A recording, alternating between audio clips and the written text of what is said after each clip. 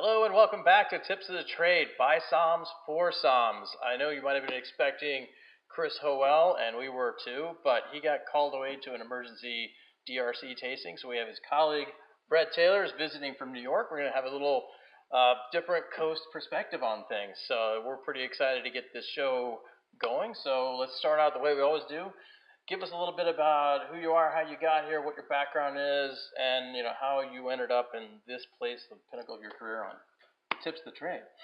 Well, absolutely. Well, thank you so much for having me, first of all, and I will do my best to fill the enormous shoes of Chris Howell, who I've had the pleasure of working with for almost 2 years now, and we've become very good friends and look after each other. And learn quite a bit from each other. So my wine career started outside of Philadelphia. I was going to Drexel University, and my idea was to own restaurants as a career profession.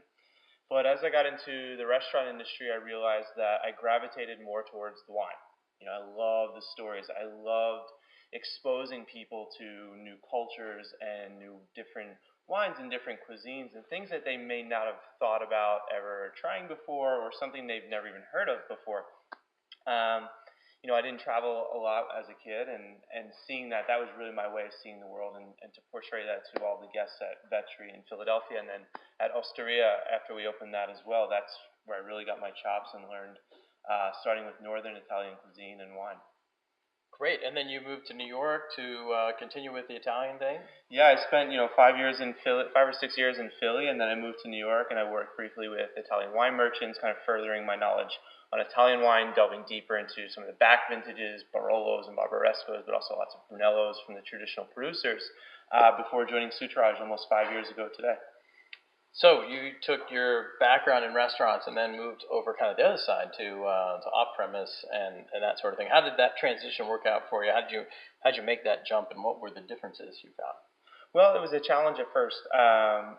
First of all, my reasoning for leaving the restaurant business was to see if I could be in the wine business and make a career out of that from a different perspective. And my experiment was, if it worked, for 6 months or 9 months, then I'd continue on that path. And if it didn't, then I'd always go back into the restaurant business because I loved it so much.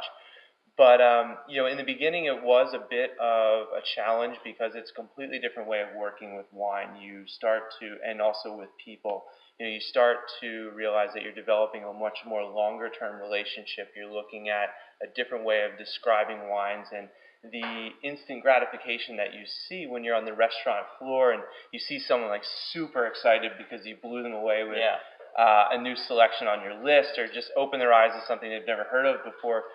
You don't see that as much, and you don't see the end consumer enjoying that wine as much. So that was one of the first things I noticed in my transition.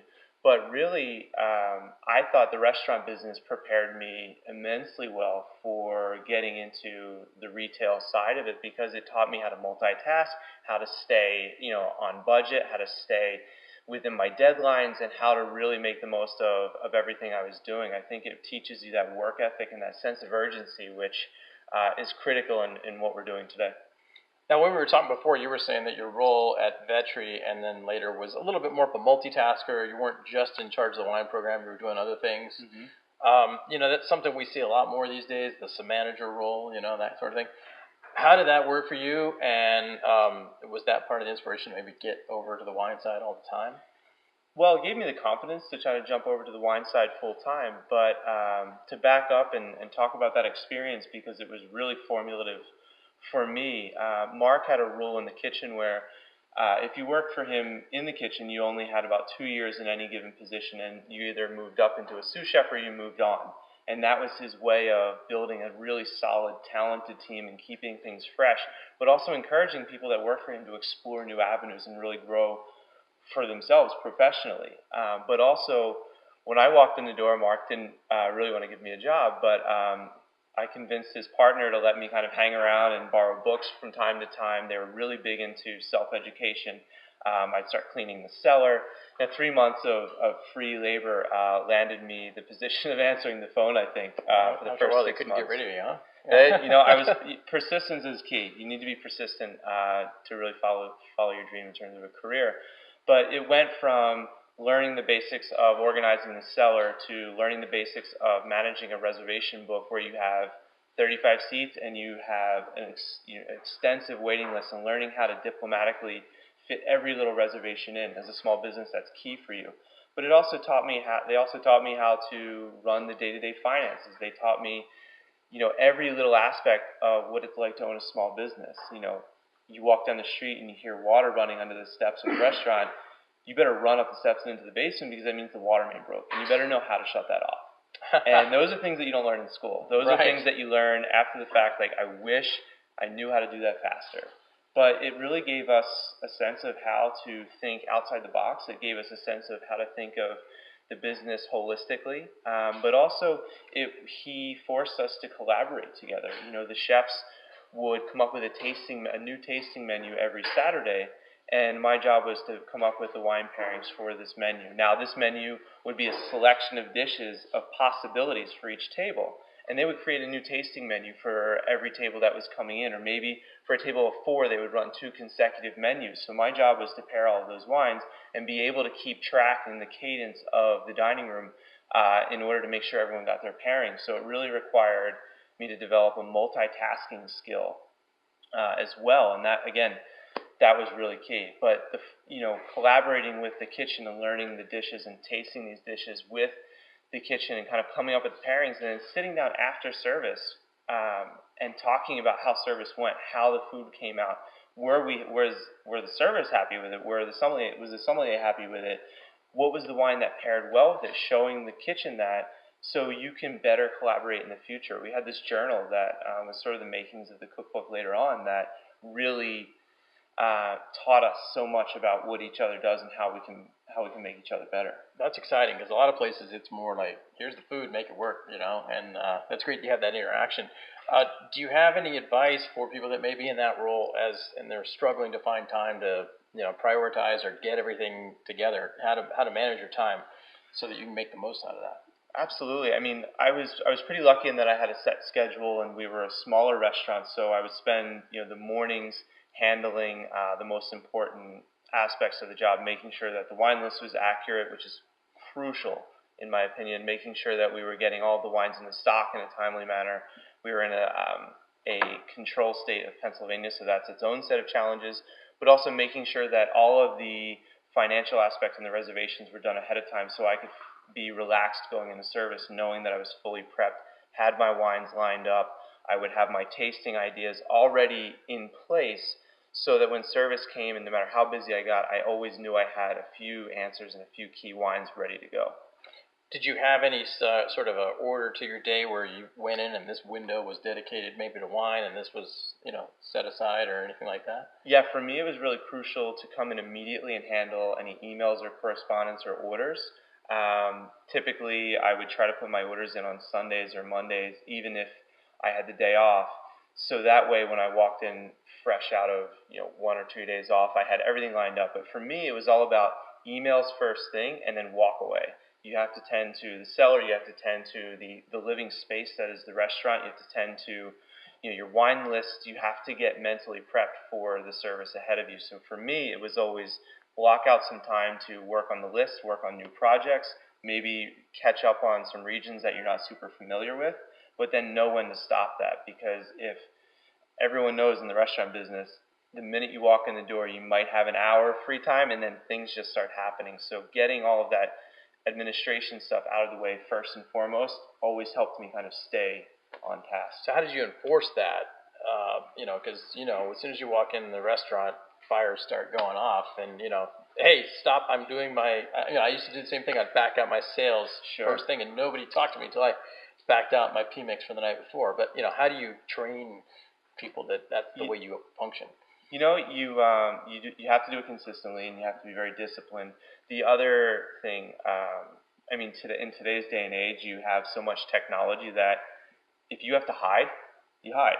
Maybe you get in the office and shut the door. Maybe you hide in the private dining room. As long as you have wireless, hey, maybe you go across the street. As long as you can keep an eye on what you're doing, but still have access to your information, it's really important. And I think that in most restaurant settings, if you're serious about setting the schedule and you're proving that it works and it's something that's healthy for consistently running the restaurant, I think people respect that. Your staff will learn to respect it as long as you make sure that you do spend that time to answer their questions when you're ready.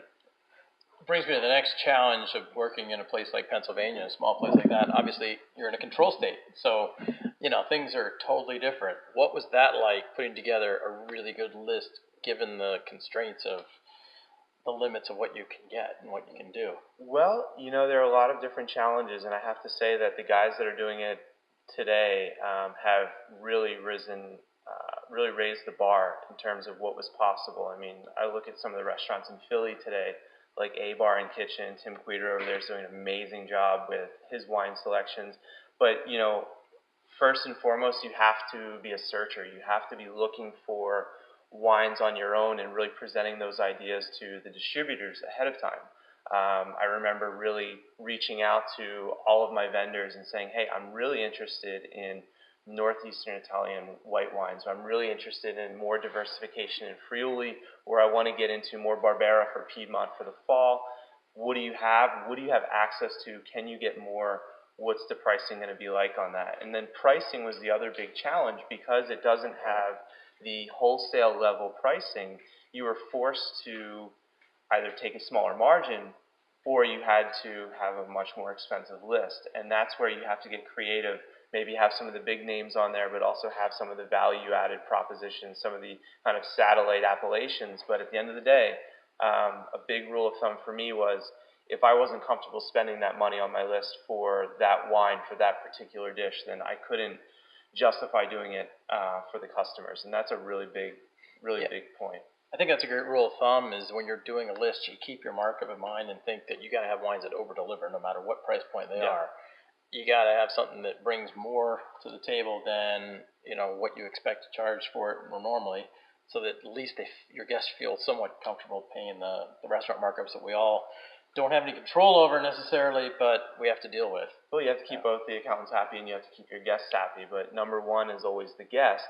And, the other thing about that, the other point to really make is to be honest with your vendors. I had great relationships with my vendors, and we remained friends even outside of the restaurant business.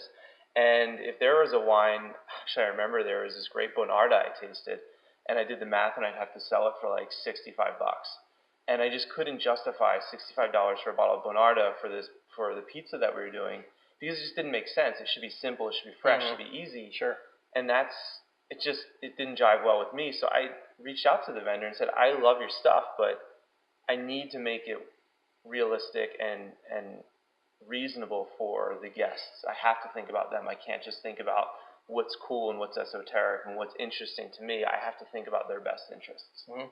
Well, that's one thing, of course, we're sponsored by a vendor. So it's important for us to talk about that relationship, that is a partnership. You're working together, and we're trying to bring you wines that are going to make your guests happy and make your program successful. And it's the same thing. That the door has to go both ways. You were talking about earlier about tasting menus and how to make that work. And could you elaborate a little bit more about how the challenges you had at Vetri, and then also kind of ways to deal with it to keep the numbers in line and keep the guests happy? Sure. Well, the first thing that I learned, I'll be the first to say that I'm not the sharpest numbers guy. I was lucky to work with a few people that were incredibly meticulous when it came to numbers and inventory management. And dealing with a control state like that, where there are often mistakes on the invoices, the biggest thing to control your costs was absolutely meticulous inventory management. You have to know exactly what you have. You have to know exactly what walked in the door and what walked out the door and how much, and making sure you're staying on par with your costs. We were able to keep our margins in line through our spirits and our cocktail programs, but also working with the vendors and finding out, what are the deals out there? Can you give us a better price on this? Is there something, because in Pennsylvania everything has to be published, we would say, hey, is something going to come out that is at a much lower price that we can take advantage of and get our guests the value, but at the same time make the margins that we need to? So it was really through strict adherence to the plan and management. Are you sure you haven't seen this show before? Because you're hitting some points that we've talked about over and over again. Now, one of which we always come back to is that your program is only as strong as your seller is tight. You know, Absolutely. you gotta have that seller under control and put in a good system in place, whether it's a spreadsheet, whether it's BinWise, whatever you can do to keep track of every bottle in that cellar, because that's where it's going to come from. And whether or not you're running that program a year from now versus today, you can do a lot of cool stuff, but you got to have that under control. Of course. Well, whether you're running it a year from now, or you are handing it over to someone that either works for you or you're off to move on to a different position, you're only as good as that program that you've developed, and that's something that you don't want to hand somebody something that's going to leave them in the weeds for months on end. Yeah. So. But also with that, it allowed us to be a little bit more flexible in terms of working with vendors, because everyone was really competing for spaces on our list. You brought up a really good point about the relationship between a vendor and the restaurant, and I have to say I was really lucky because I was so friendly with a lot of our vendors, and they all had great products. And what I found to be the most beneficial part of the list, especially when we opened Osteria, it was a much shorter, much more concise list. It allowed us to rotate out.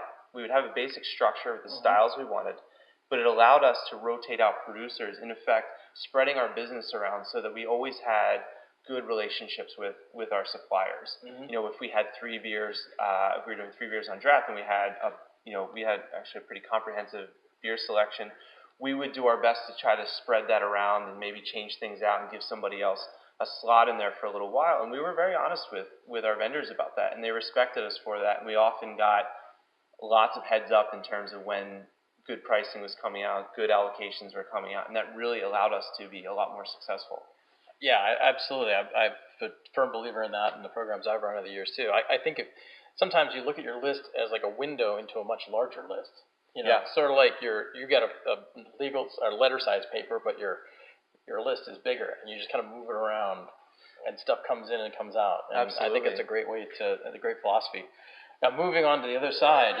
Oh, sure. Hey, I wanted to come around to the middle here. I wanted to check in with you on this topic of the inventory management and the Pennsylvania protocols. So you say everything has to be published. So that means like the wine list has to be right, pretty much. Wine list has to be right, but also anything that is for sale in the state of Pennsylvania, they will publish on their website. So one restaurant can get an allocation of certain wines while another can't. They have to publish the pricing, and they have to publish everything together. You can't have a back pocket BTG deal or something. Well, so in other states, I know that some sommeliers will have what they refer to as the end of bin list in their pockets. Sure. So it's stuff that's not actually on the wine list because there's too few bottles remaining in the bin that's for it. And yet your cellar is a place where you don't want to have a lot of nearly empty bins. Sure. And so how do you deal with that in Pennsylvania? Well, I mean, we don't have to publish the wine lists That's from it's from the distributor level. The distributor level has to be published. The wine lists don't have to be published in Pennsylvania. But to answer your question, we would often have a group of wines that wouldn't be on the list, that we would have a few loose bottles of, that we would use to build goodwill with a lot of regular customers, in a sense that the markups and the margins would allow you to have your regular list, but then you would have your value propositions. You would have wine that you knew was going to be perfect for 1 or 2 particular guests, that you may have 1 or 2 bottles you want to try, and maybe the margins are a little lower on that, and you can really kind of use that as an opportunity to introduce people to new wine. Okay, I understand. Thanks a lot. Sure, of course. So another thing we talked about is you're working in that entire thing. We talked about how to train your staff to work with you. How do you train your staff successfully to work with guests when you can't get to the table? I mean, what are some techniques that have been successful for you? Well, one of the most important things that I look at for that is if I can't get to the table and the servers need to answer wine questions, my assumption is going to be that the restaurant is really, really busy. So whenever I thought about training servers and our staff, I would put myself in their shoes. I would say, okay, I have to give them information in the smallest, most concise pieces possible that they can remember when their whole section got sat, the restaurant's overbooked, it's Saturday night, and something's going wrong. and the guest is looking at the list. I don't understand what this is. What does this taste like versus this? Is this sweet? Is this dry? What does that mean? I'm confused. They need to be able to give them a one-line description that's accurate and guides them in the right direction. And that's where I used to base my training portion of lineup off of. If there was one thing I could tell you about this wine that would help you and help the guest, what would that be? And then I would branch out and start building on those concepts slowly but consistently. And that's really another key piece, is consistent reiteration of the wines and the knowledge that you want to impart to your staff. Are there any reference materials you use? Yeah, some places will have like a tech sheet book or little cards or anything like that maybe... We would come up with tech sheets for every wine by the glass with a brief description, brief region information, something that was really easy and simple to remember. But also we would, and I still to this day, I use GuildSom as a huge resource for me. Absolutely. It's been one of the greatest things. It is the greatest thing since I imagine you had to teach them a little crash course in Italian pronunciation too. Crash course in Italian pronunciation, absolutely, and things like that. Yeah. You know, actually, pronunciation was the first thing that we would teach, because I would tell them that if all else fails, if you can carry the tray and you look calm and professional and you can pronounce it correctly, you're 2 steps ahead of everybody else. Absolutely. So that worked well. It was one of my favorite things, is going to the table with a German wine and rattling off the 20-letter long name, and people are like, wow. They say that backwards. Yeah, Schloss Bockelheimer Newfoundland, right? Exactly. Absolutely. Well, cool. So now moving on to the other side, first with Italian wine merchants and now with Sudaraj, how do you find your skills translating? What's benefited from your restaurant to the different type of guests and challenges that you have now? Sure. Well, the type of guests that we deal with now are very similar to the guests that I worked with in the restaurant setting. We had a lot of high net worth individuals coming in, but also very sophisticated guests. And today we're really lucky to have such an amazing group of clients that we work with. And the approach is similar as a sommelier on the floor, where you're looking to enhance someone's overall experience in wine and food and that lifestyle. It's a little bit slower on the retail end now, because you're building a collection, or you're working with someone over the course of years instead of hours. So for me, I took a lot of the approaches that I took on the restaurant floor, in terms of making recommendations, being able to accurately describe and articulate what that wine should taste like, and not only why it's important, but why it's important to that person. We're finding that today's guests not only look for great wine, but they want it to evoke an emotion for themselves. They want it to be personal to them. Luxury, the new luxury, as they say, is all about the experience. So how does that interplay with their life? And we spend a lot of time doing that, but aside from that, learning how to multitask, the art of diplomacy, to put it mildly, from the restaurant business has certainly helped in what we're doing today. Yeah, I think you touched on it earlier, is the storytelling aspect of wine. And, you hear a lot of people talk about wine tasting, and they pick the wines based on blind tasting. I'm kind of from the other school. I don't know about you, but a lot of people like to hear that story about the person behind the wine, where it comes from, and all that good stuff. What do you think? I think it's really important. I think putting the person behind the bottle of wine, or putting... Actually, a great example, before we went on, we were talking about driving up to Hirsch in Sonoma Coast, and I was with a group of clients over the weekend, and we hadn't been there before, and we were forewarned that this is not an easy trek to make. I mean, that you're going all the way up the coast, then you start really going up into the mountains for an hour and a half. And when we did this, and we got up to the top of the mountain, we were greeted, everyone looked at each other and said, I don't even know what's in this glass yet, but I respect anyone who has the vision to buy that land and make this wine, and to stay up here in the middle of nowhere and really see it through. And I think that it's really important to see what goes on behind the bottle of wine, because this wine is a living, breathing thing. It's something that someone made with their hands. So you have to respect the person that made it. I also think it's funny that when you look at certain wines, that the producer actually the wine actually has characteristics that resemble the producer. If you look at some traditional Barolos and some of the winemakers, it's uncanny. It's pretty cool to see. Well, that brings us another thing that I'm sure you hear a lot with your clients, and guests tend to think about a little bit more than I think that they should, is vintages. and the importance of consistency through a vertical and following producers versus people that just want to buy whatever the highest scored famous vintage is. For us, it's that requires a little bit more of an education, and I think that's a work in progress. And I think more people are getting this now. I think before, your ultimate response or your ultimate reaction was, I want the best vintage. What that even means, I don't think people had a hard time actually articulating. But I think now more than ever, as a sommelier, it's really great to showcase one wine and maybe showcase a few different vintages, because one vintage is going to be great for one person, while maybe another might suit another person's individual tastes. We were tasting a few different vintages of Burgundy the other day, and I found that some people actually preferred the slightly leaner style of 7 and 8 versus 2009, which is a bit too opulent for them. And again, going back to producer style, vintage style, I think in today's day and age, the vintages are becoming much more consistent. Maybe some won't age as well as others. Some are not as intense. Some vintages were more challenging. But all in all, the overall quality of winemaking has got to a level today where now it's about nuance, and it's about character, and it's about when to drink the wine, for me mostly. So to me, it's more of an ongoing education. I mean, I always like to start with the producer first, because that's really the most important thing. Sure. Then the terroir, and then the vintage is the spice that kind of changes, but you follow it from year to year. Yeah, the vintage is definitely the individual personality. You have the great producer, and for every region in the world, I think that's true. So, what are you finding out there that's some trends maybe on the East Coast that we're not quite down with on the West Coast, or what's going on? Is the stuff that's happening out here penetrating the East Coast market as well? Yeah, most definitely.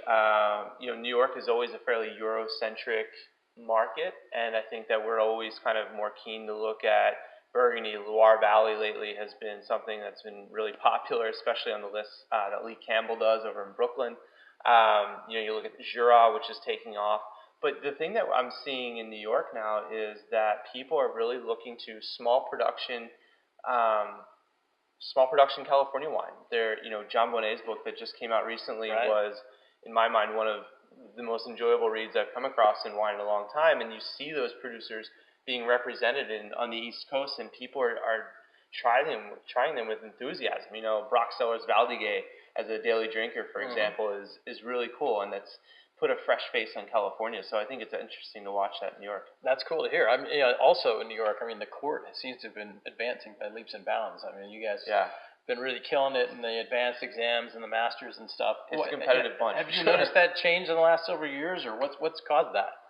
I remember 5 or 6 years ago that there weren't as many MSs in New York, but there was this strong ambition and desire to do so. And I think that once a few key people passed, that really kind of opened the floodgates and really kind of made it an even more ambitious place to want to gain that title. I think that a lot of the somms on the East Coast, sommeliers in general, and especially in New York, are very into making the most out of their careers and being at the top of their game. And it's both humbling and an amazing thing to see. Well, it was never a question of lack of talent in New York. It was always there. No. But the focus, redirection towards the court seems to coincide with like Laura and Court Buzz and a few other things. It's really become more court-centric, I guess, or it's finally caught on there. And it seems good. Well, I think it goes both ways. I think that a lot of people are becoming more court-centric, but I think that the court is also really becoming more and more relevant every day. I think that the way that they are encouraging people to learn about wine and encouraging people how to learn how to taste wine, and the idea of blind tasting is not just like a parlor trick, or is not just let me see how many wines I can guess, but let me truly understand what's in the glass in front of me, so I can tell a consumer what this wine is all about and what are the driving factors and how can I find the right wine for the right person. And I think a lot of that is so relevant today in today's wine world that's ever changing, that I think it's going hand in hand. I think the court is more relevant than ever. I think I'm really so impressed with what it does for the business, and I think that everyone else is really, really grasping that. Do you find any difference? Maybe I tend to notice, or maybe it's just kind of tuned into it, that court somms have sort of there's a collegial aspect, but there's also sort of that humility thing that you get trained in the court. that carries across and really you can recognize. When you go 1 for 6 in a blind tasting on your practice day. Absolutely, but you can recognize that on the floor in a restaurant when somebody comes from that, they're guest oriented, and it tends to, I don't know. Do you notice that? Absolutely. I think that's one thing that the court has really instilled is it's always about the guest. It's never about you. Understanding the world of wine and becoming an expert in that field is a great thing. But really, at the end of the day, your job is to guide somebody else that doesn't have that knowledge and make them happy. And when you can link two experiences together, or a person together with a great glass of wine or an amazing experience, that's the end goal. And that's really what it's all about. It's pretty simple. Fantastic. That's what we're trying to do, is help out the folks out there that are trying to do the best they can and be the best somms that they can. Well, thanks for coming out. It's been really a treat to get to know you and hear about your story and everything. It's really incredible background, and glad you could drop in while you're visiting in Napa. What have you noticed in Napa or while you're out here that was kind of surprising and different for you? Well, I do get to come out to Napa quite a bit. It's pretty interesting. It's pretty early harvest this year. It's pretty warm this week, so Napa standard. So I'm interested to see how this vintage is going to turn out, but hear a lot of optimism. Cool. But Napa just never ceases to amaze me. It's really kind of churning along. Lots of cool producers coming out. So it's always changing. Yeah. Great. All right. Well, thanks, and have a good trip back to New York. And I hope to see you again when you come back out here. Great. Thank you so much. All right. Pleasure having you here. Thanks. Cheers. Cheers.